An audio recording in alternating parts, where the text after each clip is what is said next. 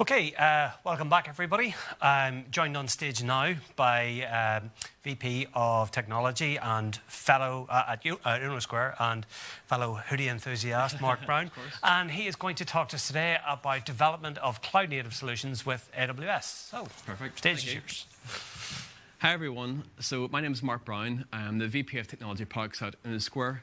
And in my role, I've had the opportunity to work with various cloud providers and different levels of cloud readiness, all up to cloud native, which segues me nicely into my talk today, which is development with cloud native AWS solutions. So I guess the first slide that probably makes sense to go into is, what is cloud native? So in the middle here, I've linked the official definition from the Cloud Native Computing Foundation. But I find the top quote here, or top definition, a little bit easier to digest, which is cloud native is an approach to building and run applications that fully exploit the advantages of the cloud computing model, which explains it quite well. And then also with cloud native, there's special considerations.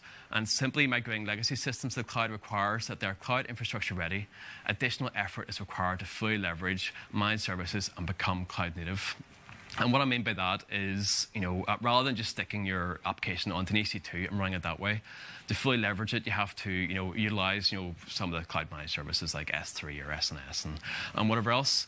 This approach, which tends to be referred to as going native or implementing the strangler pattern, just as like when migrating a legacy app up, just taking your time and gradually including some of the cloud native features. So, all sounds great, but what's the problem? Well, typically, it's difficult to work offline. And what I mean by that is because using these managed services, you tend to have your local environment connected up to your cloud provider. Local environments often need authentication, and it can be cumbersome to switch roles and whatever else to access the right resources and to assume the correct roles to access them. There's care needed with shared resources, so often developers will be using the same underlying resources, so it can end up impacting other developers and so on with what you're doing. There's also the potential to incur costs, so by using managed resources and creating and tearing down, you can produce additional costs, which are needless basically at this stage. And then the last point here I have just is using the console test resources can be time consuming. Just basically going on and invoking Lambda functions or emitting SNS events and things like that can be a little bit time consuming, which isn't great, especially when you're just doing local development. There's other problems as well, like vendor lock-in and so on, but that's probably better for another discussion or another day. So that leads me on to my topics for today. And the first thing I'm going to talk about is AWS Serverless Application Model, or SAM. I'll then segue into local stack, service framework, and then finally finish out with test containers. And so I guess just to jump straight into AWS Service Application Model, or SAM.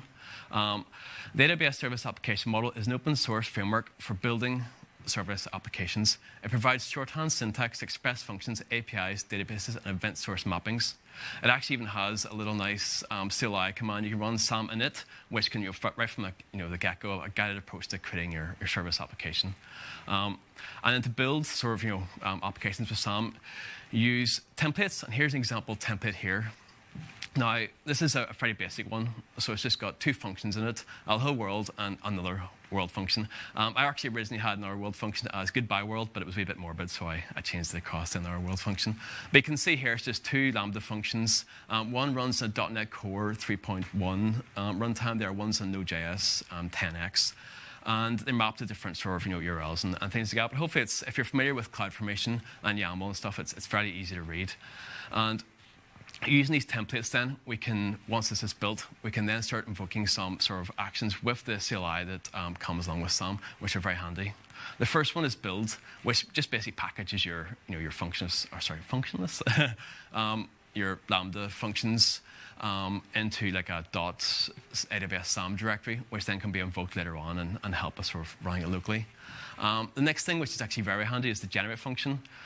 So when you're working with serverless and Lambda and so on, quite often you'll need to emulate event triggers, like deleting files from S3 or an SNS notification or something like that. And using the generate CLI that comes with it, and I've linked a wee example there, you can create these JSON files which represent these event sources, and then invoke your functions with that. Invoke, which is probably the most I guess the most important one here, is just be able to run your functions locally. And then also when you invoke, I don't know if you can really see it there, but I've included a little screenshot there of the 2 previous functions that I wrote just being invocated. All I do is just write to the console. But you can see just the differences in duration and memory usage and so on from the .NET Core one at the top, which actually is a cold start, and then the Node.js one at the bottom, which is a much slower cold start, which starts in 10 milliseconds and so on. And then also there's an API available, which is Start API, which is very handy just to run up and emulate a little local web server, which ties back to any kind of functions of type API. And then you can just sort of continue to build and invoke them and then profile them and things like that, which is very, very nice for working with locally and very quickly. There's actually the ability as well, with the use of a plugin, to step through your code using AWS SAM. So really, you install a plugin into your IDE of choice. There's a huge range of support. I think I've set there. It supports the JetBrains suite, VS Code, and there's many, many more. But when you install this here, when you're working with your SAM templates, you can then sort of begin to add breakpoints and step through your code like you would normally. You can invoke it from the actual SAM template itself or from the entry points in your code. This is actually a little bit of Python code. You can also generate the sample events in a nice way. Using the CLI tool, you have to kind of be aware of the options available, and a lot of times that involves going through AWS documentation and so on. Whereas this here, it's much, much nicer just to select the event you want to emulate and generate that way. It also integrates very well with your existing AWS CLI setup. So you can see here your list of profiles which you may have set up, and the ability to kind of switch between regions and so on for targeting different sort of setups and so on.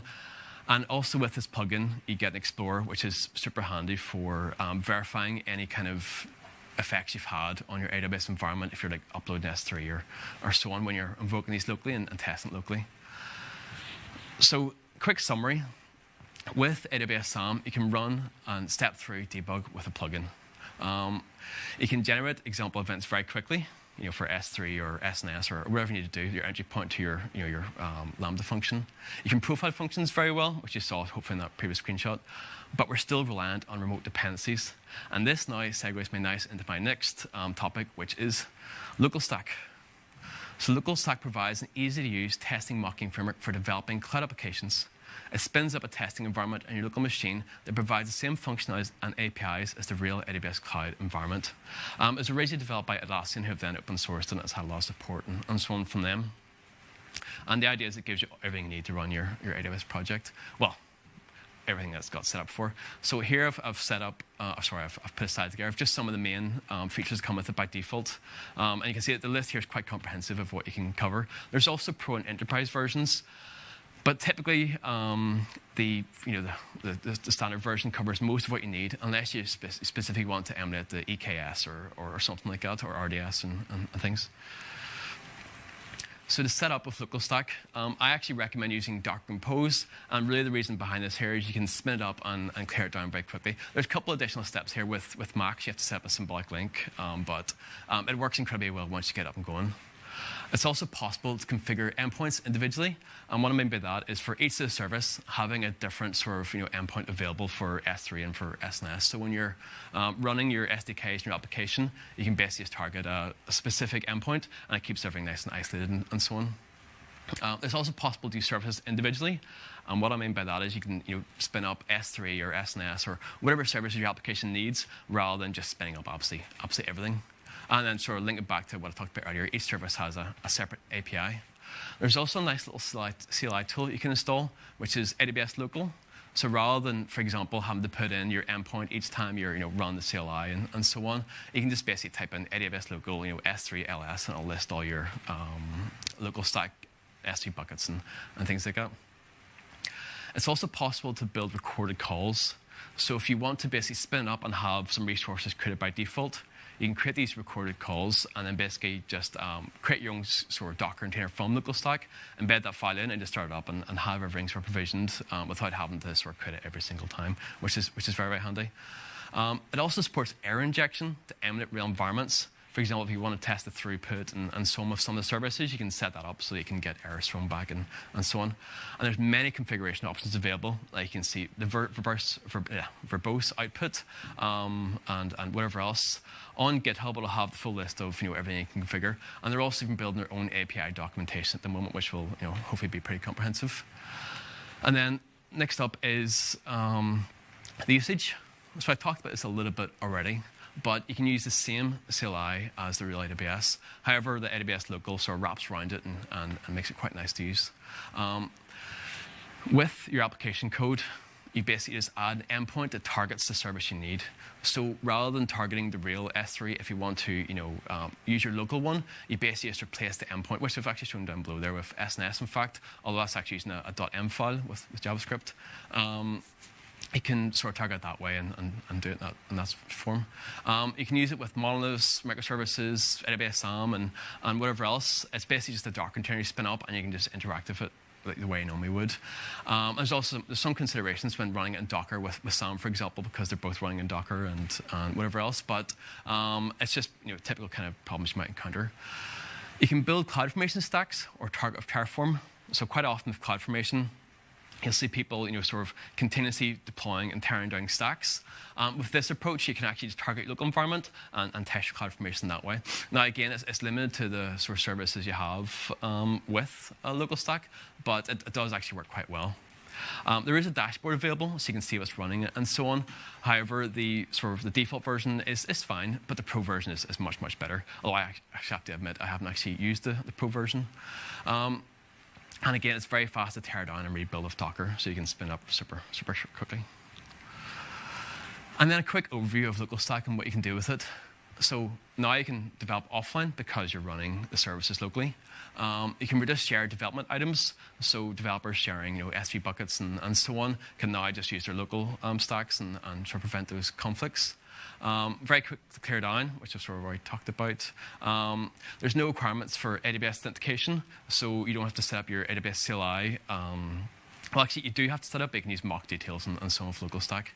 And then there's no concern about billing, so there's no sort of incidental costs from creating and tearing down resources on your cloud provider. So this is a little bit similar to SAM, but my next slide kind of goes on to the serverless framework. So the serverless framework is an open source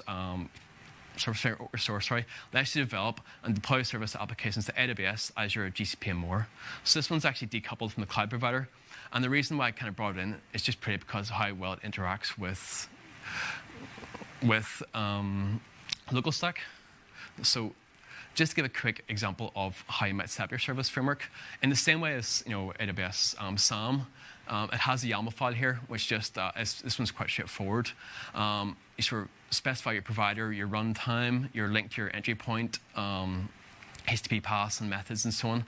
And then also I've added some custom stuff here, which is the Serverless Local Stack plugin, and then some configuration with above.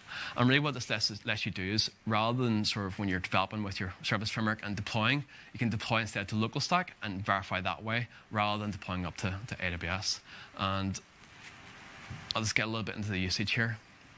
So to deploy the local stack with this plugin setup, using this SLS deploy stage local, rather than send it all up, you just basically target your local stack instance, and then you can invoke against local stack, which actually works incredibly well. So basically just specifying the function name and then your stage, which you've sort of set up previously.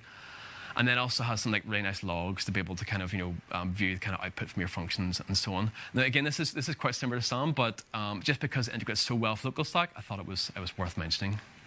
And the last topic I'm going to talk about is test containers. So test containers is a beast. It does a whole bunch of different things, but really in terms of what we're talking about here is just mocking out sort of your remotes or AWS dependencies and managed resources. So just a quick sort of intro. Test containers is a Java library that supports JUnit tests, providing lightweight throwaway instances of common databases, sliding web browsers, or anything else that can run a Docker container. Now here it does specifically mention Java, but there are flavors available for Go and C# and JavaScript and a whole bunch of different things. And really, what you can kind of do with this here is, in a declarative way, we can spin up containers in our code very quickly and tear them down and so on. So just a quick sort of summary of the features.